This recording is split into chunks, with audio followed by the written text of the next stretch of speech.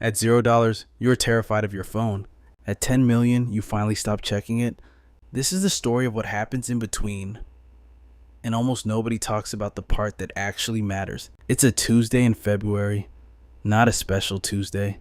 The heat is broken in your apartment. You can see your breath inside your own home. You have $23 in your checking account. Not 23 and some change. Exactly 23 because you counted. The refrigerator hums. It's the loudest sound in the room because everything else is silence and dread. You're not lazy. You're not stupid. You're just starting. And starting feels identical to drowning. You open your banking app, not because you expect something to change. You open it because the number feels unreal and you need to confirm it's actually happening to you. It is. You close the app. You open it again. This is what zero feels like. Not the absence of money, the presence of fear. You get a job, or a second job, or a third stream of something that barely qualifies as income. $2,800 a month, after taxes, after rent, after the minimum payment on the credit card, with the interest rate you try not to think about. You have about $340 left.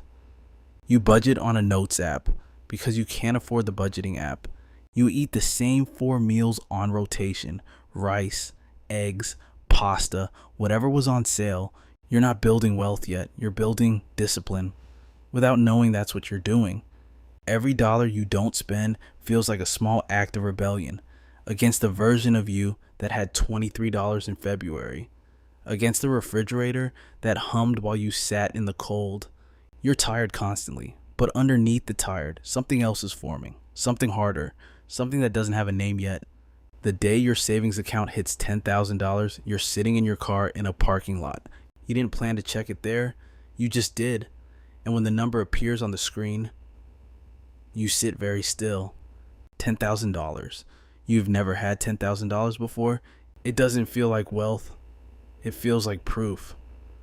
Proof that the rice and the eggs meant something. Proof that the overtime shifts and the skipped weekends weren't wasted. You don't celebrate. You're too afraid of losing it to celebrate. You screenshot the number. You text no one. You just sit there in the parking lot, engine off, windows fogging slowly.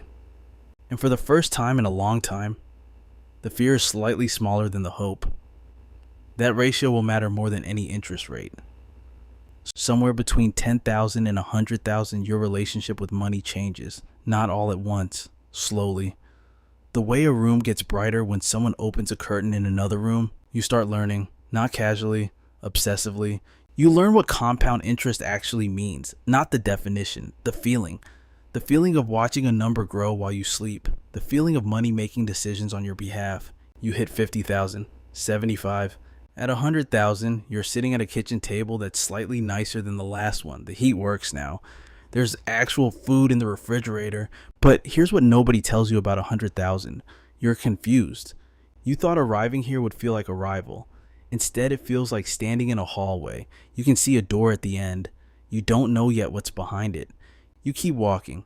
Between 100,000 and 500,000, something strange happens. Nothing. No one throws you a parade. No one notices.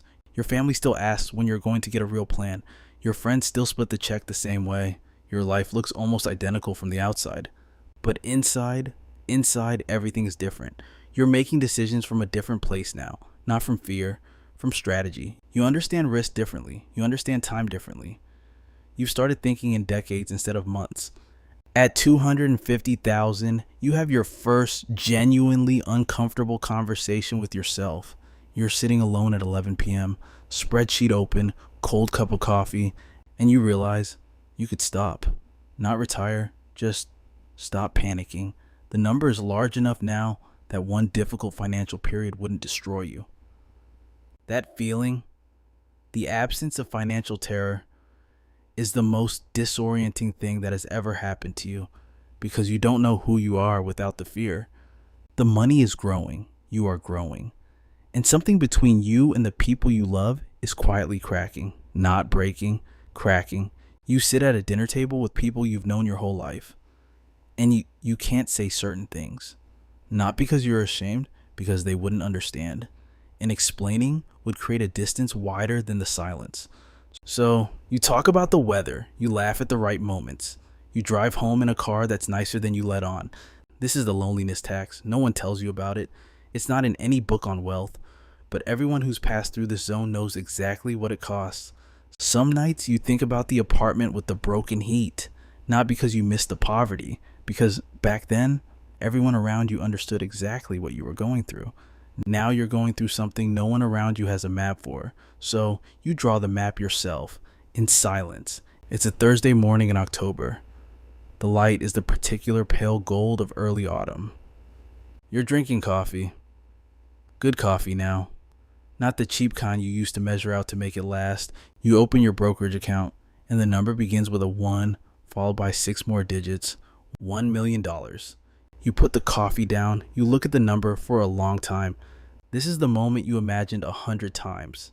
The moment you bargained with yourself over in parking lots, in break rooms, in 3 a.m. spirals. And it is quiet. Not disappointing. Quiet. Like the moment after a storm when the air is perfectly still and the whole world is slightly rearranged and you're standing in it unsure of where to put your hands. You don't post it. You don't call anyone. You sit with the pale gold light and the good coffee and the silence. And for the first time in your adult life, you understand.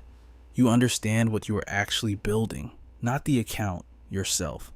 Between 1 million and 10, time changes. Not faster, not slower, changes. You stop measuring your life in pay periods. You start measuring it in years, in chapters, in what you want the next decade to actually feel like. You make decisions that won't pay off for 5 years, and you make them calmly. This is new. This is everything. You hire people for things you used to white knuckle alone at midnight. An accountant, an advisor, someone who knows more than you about the things you don't need to know. You sleep better, not because the problems are gone, because you have built systems around the problems. And somewhere around 3 million, 4 million, you stop thinking about money every day. Not because you don't care, because it's no longer the loudest sound in the room. You remember the refrigerator, the hum of it, the cold, the $23. You remember the person who sat in that apartment and counted to the exact dollar. You're not that person anymore, but you don't forget them. You carry them. At 10 million, the phone stops feeling urgent. You check it less. You answer slower. You say no to more things. And you say yes to the things that would have been impossible before, quietly, without announcement. You take the trip. You fund the thing. You help the person, not for recognition, because you remember what it felt like to need help and not have it. This is what money actually becomes at the end of the long road. Not power, not status, not the thing you thought it was at $23 on a cold Tuesday in February. It becomes options. It becomes time. It becomes the ability to be the person you always were without the fear drowning out the signal. You're not a different person. You're the same person with the noise turned down. And in the quiet, you can finally hear yourself think. You can finally hear what you actually want, what you actually value, who you actually are. The refrigerator still hums sometimes in your memory, but you are warm now and you are not afraid. This is for education and entertainment only, not financial advice.